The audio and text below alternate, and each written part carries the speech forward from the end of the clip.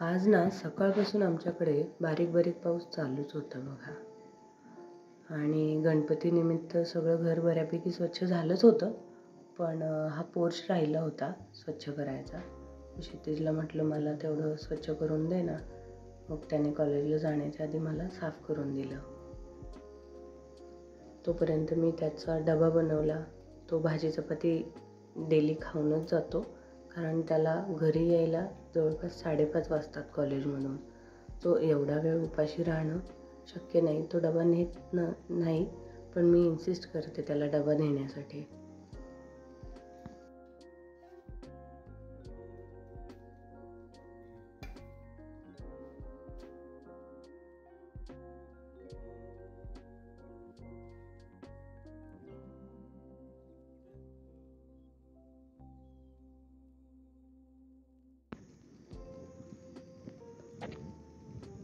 क्षितिज कॉलेजला गेल्यानंतर मी घरातलं सगळं आवरून गणपतीची थोडीशी तयारी केली आणि बरीच कामं झाली दिवसभरात, पण मी शूटच घ्यायला विसरले पूर्णपणे.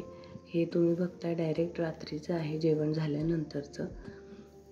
दिवसभरात मी गहू ज्वारीचं दळण नीट करून गिरणीत ठेवलं होतं, त्यामुळेच मी इकडे रात्री डब्बे घासून ठेवले की जेणेकरून नेक्स्ट डे जेव्हा पीठ येतं तेव्हा मग मी एकदा चाळून ठेवलं की मग ते संपेपर्यंत मी निवांतच असते.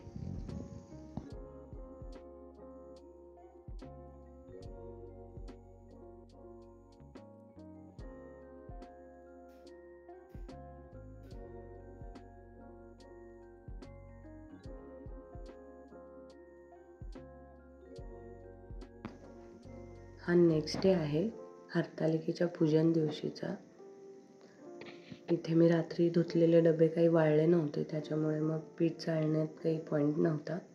आणि असे आजही मला गडबड होती, कारण यांना 8:30 वाजता जायचं होतं. सो आधी स्वयंपाक करणं मस्ट होतं, त्यामुळे मग मी आधी स्वयंपाक करून घेतला.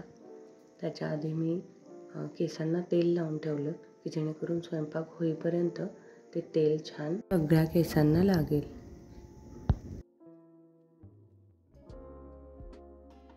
स्वयंपाकात मी अख्खा मसूरची भाजी, भात आणि चपात्या बनवल्या होत्या.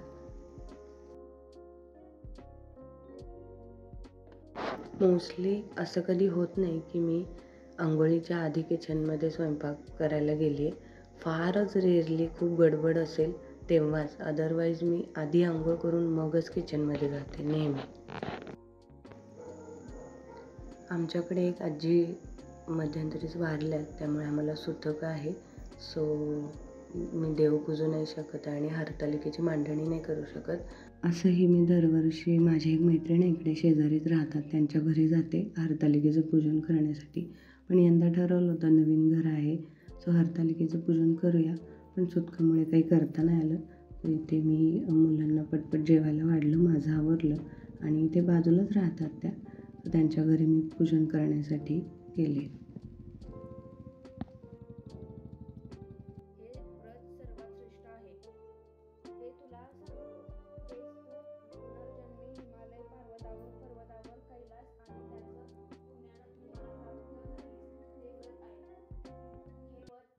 भाद्रपद महिन्यातील पहिल्या तृतीयेला करावं. ते पूर्वी तू कसं केलंस ते मी तुला आता सांगतो. तू लहानपणी मी तुला प्राप्त व्हावं म्हणून मोठं तप केलंस.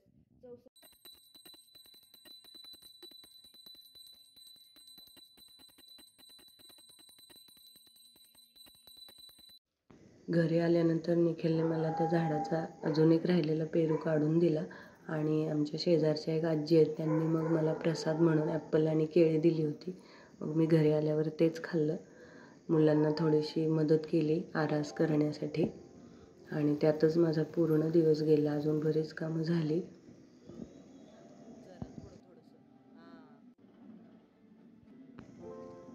आज बरीच कामं होती, म्हणून रात्री जेवण वगैरे सगळं आटोपल्यानंतर मी डिशवॉशर लावला. हो, माझ्याकडे डिशवॉशर आहे, पण मी खूप रेअरलीच लावते की फार गडबड असेल, काही काम असेल, पाहुणे आले असतील तरच. अदरवाईज मी हातानेच घासते भांडी. बट मी हळूहळू आता यूज करायला चालू केलं आहे. आज हरतालिकेचा उपवास असल्यामुळे उद्या गणेश स्थापना झाल्याशिवाय उपवास सोडू नाही शकत. सो येताना यांनी थोडेसे फ्रूट्स आणले होते आणि घरी एक बदाम पावडरचा सॅशे होता, तो मी दुधातून घेतला.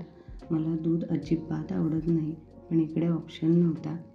सो आजच्या ब्लॉगमध्ये एवढंच. व्हिडिओ आवडला असेल तर नक्की लाईक करा. Until then take care, bye.